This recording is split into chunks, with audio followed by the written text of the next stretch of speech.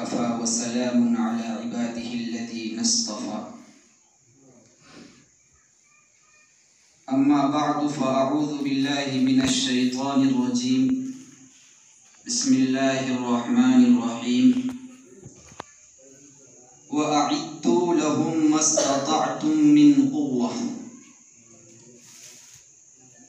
وقال النبي صلى الله عليه وسلم: لا يزال الله يغرس غرسا يستعمله في طاعته، أو كما قال عليه الصلاة والسلام.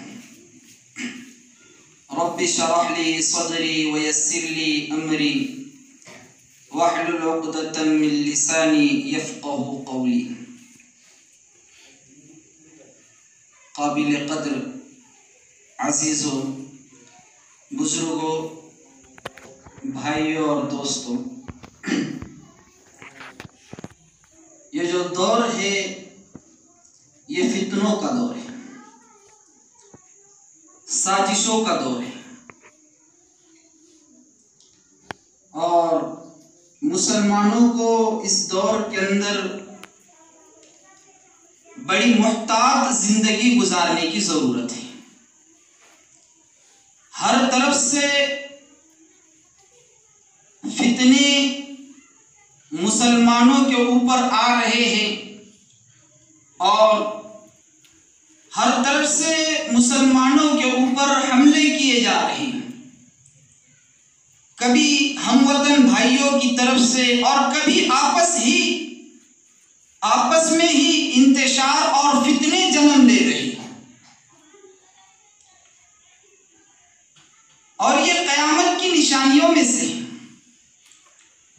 کہ قرب قیامت فتنے جو ہے بکثرت آتے رہیں گے۔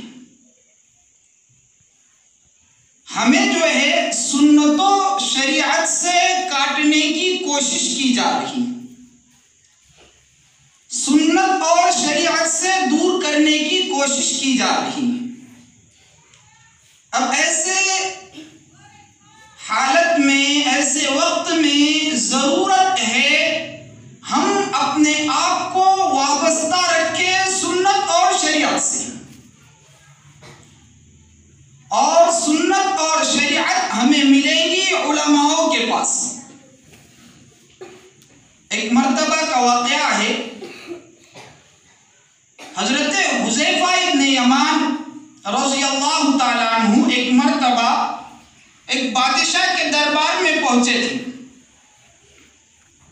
دیکھو، میں یہ بتلانا چاہ رہا ہوں کہ جب اس کی اہمیت ہوگی، سنت کی، شریعت کی جب دلوں میں اہمیت ہوگی تو ہم ایک چھوٹی سی سنت کو بھی کم نہیں سمجھیں گے۔ حضرت حذیفہ بن یمان رضی اللہ تعالیٰ عنہ ایک دعوت میں پہنچے بادشاہ کے وہاں پر،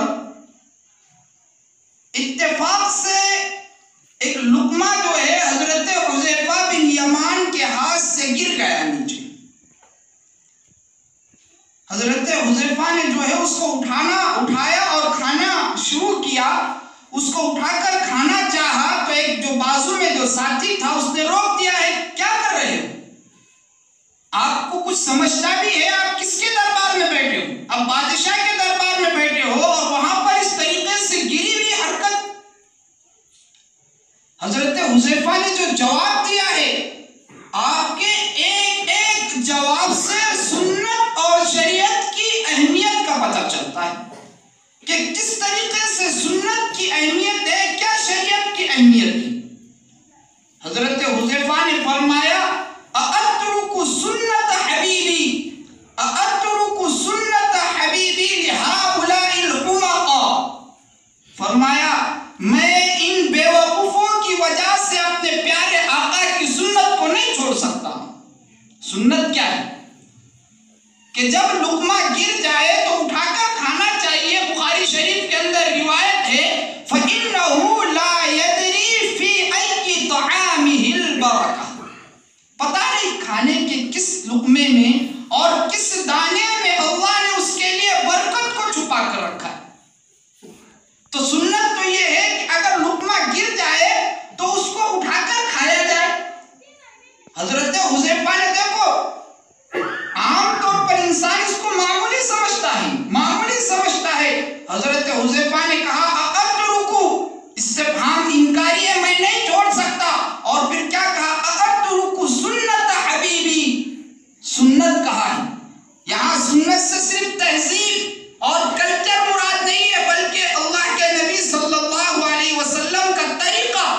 یہی مراد ہے۔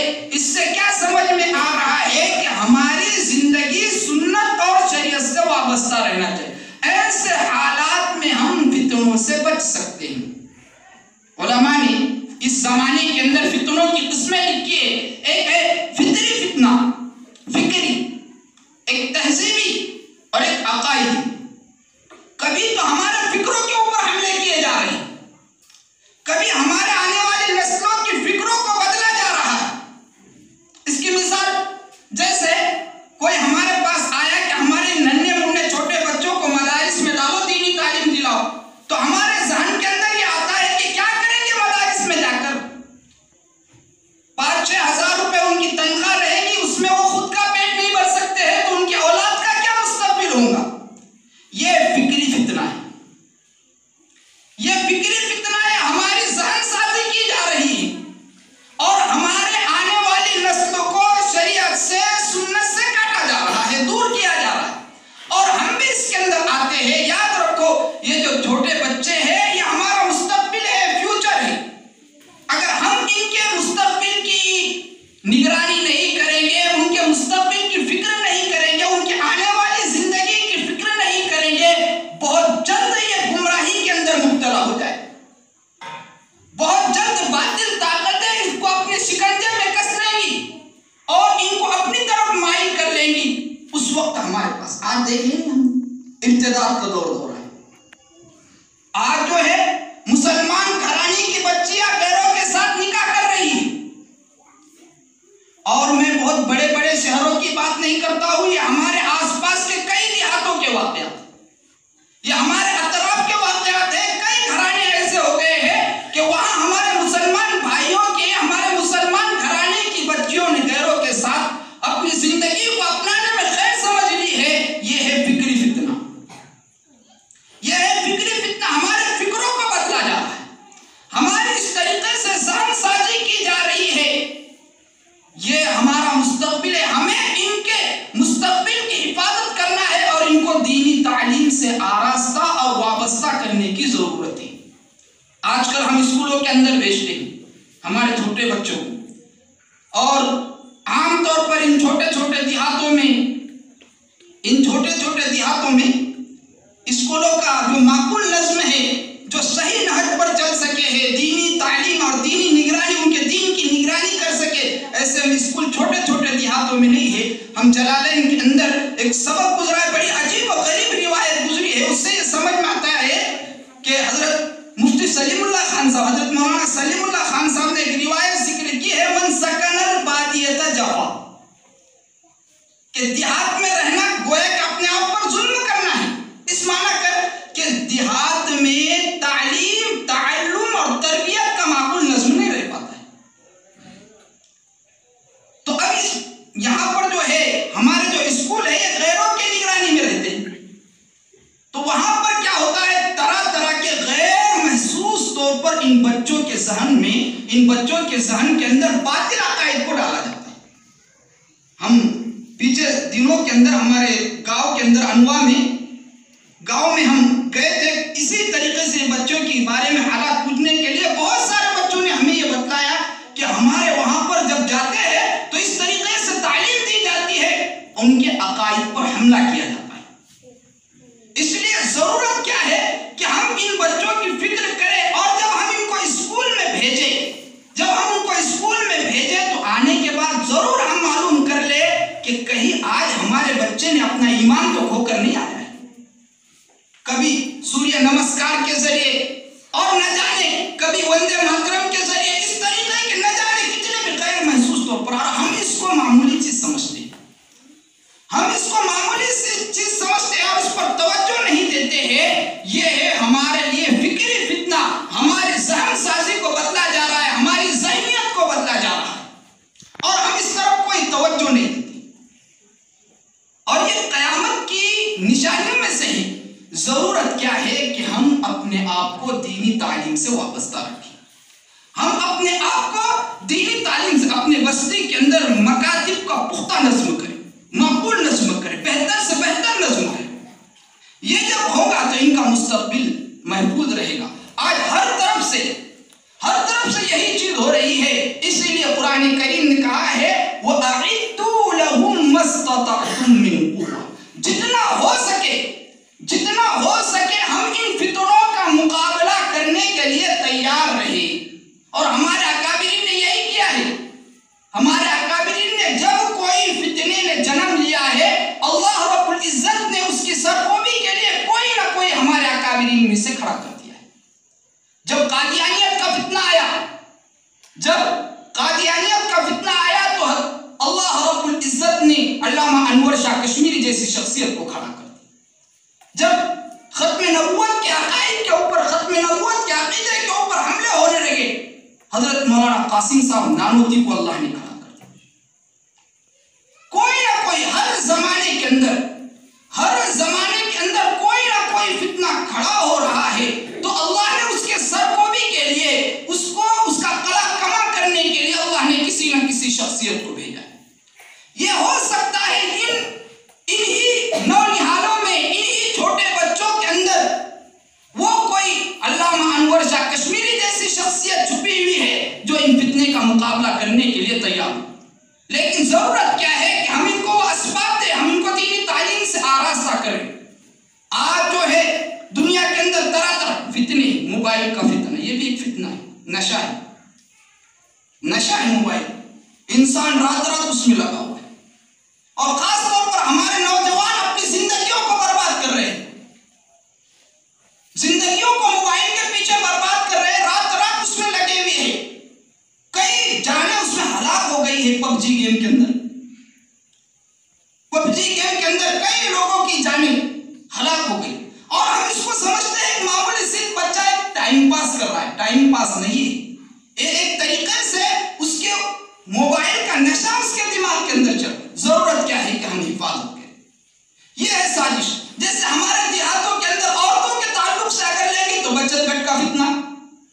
اب بچت گھٹ کے راستے سے ہمارے گھرانے کے اندر رشوت داخل کی گئی. ادھر موبائل کے ذریعے سے ہمارے نونہالوں کے ذہنیت کو خراب کیا گیا, ادھر بچت گھٹ کے ذریعے, رشوت کے ذریعے, سود کے ذریعے ہماری جو حلال کمائی ہے اس کو خراب کیا گیا. یہ بھی ایک فتنہ ہے.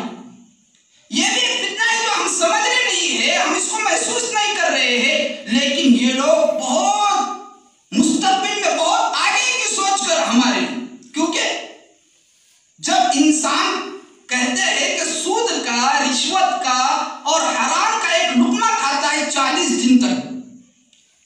دن تک اس کی نمازوں کے اندر وہ نور اور نورانیت باقی نہیں رہتی. دارالعلوم دیوبند کے اندر جب دارالعلوم دیوبند کی بنیاد رکھی گئی, ابتدا کی بات ہے کہ دارالعلوم میں دیوبند کے اندر بستی میں بزرگ رہا کرتے تھے. حضرت مولانا یعقوب صاحب نانوتی کے زمانے کی بات. دارالعلوم میں, وہاں دیوبند میں, دارالعلوم میں نہیں دیوبند کے اندر ایک بزرگ رہا کرتے تھے جن کا نام میاں صاحب تھا. ان کو میاں صاحب کے نام سے جانتے تھے. ان کی جو ہے معمولی سے کمائی تھی, وہ کھیت میں جاتے تھے اور کھیت میں کچھ گھاس وغیرہ لے کر آتے تھے کاٹ کر اور لوگوں میں بیچتے تھے. اور اس کے ذریعے وہ ایک عمل کرتے تھے. اس زمانے کے اعتبار سے وہ 4 پیسے میں وہ پورا گھاس کا جو ہے گٹھا جو ہے وہ 4 پیسے کے اندر بک جایا کرتا تھا. کہتے ہیں کہ ان کا وہ گھاس لینے کے لیے لوگ انتظار کرتے تھے. وہ میاں بھائی بڑے نیک اور ولی صفت آدمی تھے, وہ انتظار کرتے تھے ان کا گھاس لینے کے لیے. وہ 4 پیسوں میں گھاس بیچتے تھے. اندر وہ گھاس بیچا کرتے تھے. وہ کہتے ہیں کہ میں 1 پیسہ جو ہے وہ صدقہ کر دیا کرتا تھا.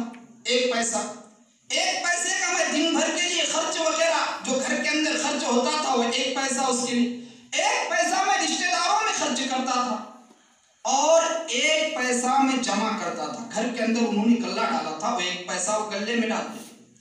اور جب پورے سال کے اندر جتنے پیسے جمع ہوتے تھے, دارالعلوم دیوبند کے اندر جتنے علماء پڑھاتے تھے ان کی دعوت کیا کرتے تھے. ان کی وہ دعوت کیا کرتے تھے. حضرت مولانا یعقوب صاحب نانوتی فرماتے ہیں کہ ہمیں جو ہے ان کی دعوت کا سال انتظار رہتا تھا. بڑی پیاری وجہ رکھی انہوں نے. ہم سال ان کی دعوت کا انتظار کرتے تھے. لوگوں نے پوچھا کہ حضرت کیا بات ہے؟ کہا کہ وہ اتنے نیک ہے اور اتنے ولی صفت ہے کہ جب ہم ان کے گھر کا کھانا کھاتے ہیں تو 2 مہینے عبادتوں کے اندر ہم ان کی نورانیت کو محسوس کرتے ہیں. 2 مہینے تک ہمارے دلوں کے اندر اس کی عبادت کے اندر جو نورانیت یہ ہے رزق حلال کے فائدے ہم اس کو محسوس نہیں کر رہے ہیں. حدیث پاک کے اندر ہے کہ انسان سوچتا ہے کہ میری دعا قبول نہیں ہو رہی, مأکلہ حرام مشربہ حرام, کھانا اس کا حرام سے ہے, پینا اس کا حرام سے ہے, تو فأنی یستجاب, کہاں سے دعائیں ہماری قبول ہوں گی؟ یہ کیا ہے؟ ہمارے گھرانے کے ہمارے رزق کو ختم کرنے کے لیے بچت گھٹ کے طور پر ہمارے مراٹھواڑے کے اندر خاص طور پر اس کی بہت زیادہ عورتیں اور مسلم گھرانے اس کے اندر مبتلا. یہ بھی ایک قسم کا فتنہ ہے. ہم سمجھتے ہیں کہ فتنہ جو ہمیں نظر آتا ہے, جو ہمارے عقائد کو خراب کرتا ہے, 2-4 گنے چنے جو ہے یہی فتنے ہیں, یہ فتنے نہیں ہے, ہر قسم کے فتنے ہیں. ضرورت ہے ایسے فتنوں کے دور میں اپنے آپ کو تیار کرنے کی, اپنے مستقبل کو بنانے کی, اپنے نوجوانوں کی نگرانی کرنے کی. ماں باپ کی ذمہ داری, ان نوجوانوں کے ان کی نگرانی کرنا یہ والدین کی ذمہ داری ہے. حضرت عمر رضی اللہ تعالیٰ عنہ کے زمانے کے اندر ایک شخص نے اپنے بیٹے کو لے کر آیا. حضرت عمر کو کہا کہ میرا بیٹا جو ہے میری اطاعت نہیں کرتا ہے, میرا بیٹا میری مانتا نہیں ہے, ذرا اس کو سکھلائیے. حضرت عمر نے اس کو ڈانٹا, لیکن بیٹے نے بڑا زبردست سوال پوچھا. کہا کیا میرے باپ کے اوپر میرے کوئی حق نہیں؟ میرا اپنے والد کے اوپر کوئی حق نہیں ہے؟ تو حضرت عمر نے فرمایا کہ ہاں ضرور ہے. کہا کیا حق ہے بتائیے آپ. سب سے پہلا تو انہوں نے یہ کہا کہ جب پیدا ہو جائے تو اچھا نام رکھنا. جب پیدا ہو جائے تو اچھا نام رکھنا. کہا میرے والد نے میرا یہ حق ضائع کر دیا ہے, میرا نام ہی غلط رکھا ہے. ناموں کا اثر ہوتا ہے, جیسا نام رہے گا اس اعتبار سے اس نام کے جو صفات ہوتی ہے اس کا اثر آتا ہے. کہا میرے والد نے میرا نام جو ہے وہ غلط رکھا ہے, اس کا اثر ہو رہا. کہا دوسرا حق کیا ہے میرے والد کے اوپر میرا؟ کہا بہترین تعلیم دینا, بہترین تعلیم دینا. کہا میرے والد نے مجھے کبھی کسی دینی مجلس کے اندر جانے کے لیے نہیں کہا ہے. بتاؤ یہ میرا حق ہے یا نہیں؟ تو یہ قیامت کے دن یہ جو اولاد ہے, اگر ہم ان کو روکیں گے, اگر ہم ان کو صحیح راستے پر نہیں ڈالیں گے تو یہ ہمارا گریبان پکڑیں گے, ہمارے اوپر ان کا حق ہے. لہذا ان فتنوں کے دور کے اندر ان کو دینی تعلیم سے, صحیح عقائد سے وابستہ کرانا, اور یہ تمام کے تمام کام ہوتے ہیں مساجد کے اندر. جو مکاتب چلتے ہیں, مدارس چلتے ہیں, یہ مدارس کے اندر ان کے عقائد کی, ان کے ایمانیات کی حفاظت کی جاتی ہے. ہم اپنے بستی کا جو مکتب چلتا ہے اس کو معمولی نہ سمجھیں, یہ ان کے مستقبل میں ان کی حفاظت کر رہا ہے. لہذا ہم آج ان فتنوں کے دور میں ان کا قلع کما کرنے کے لیے اپنی آنے والی نسلوں کو تیار کریں. اللہ رب العزت ہم تمام کو کئی سنی باتوں پر عمل کرنے کی توفیق عطا فرمائے. وآخر دعوانا ان الحمد للہ.